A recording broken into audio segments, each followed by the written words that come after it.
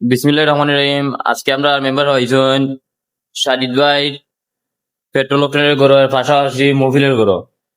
এখানেও মফিল আছে, ডিজেল আছে, আর পেট্রোল অকটেন আছে। মেম্বার সাহেব আজকে ই করে লাগিয়েছেন আপনি।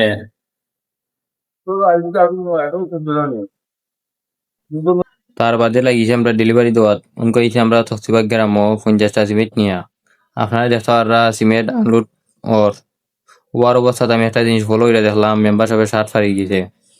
আমরা চাচাজির শার্ট ফারিয়ে গেছে আপনারা দেখতে পারা।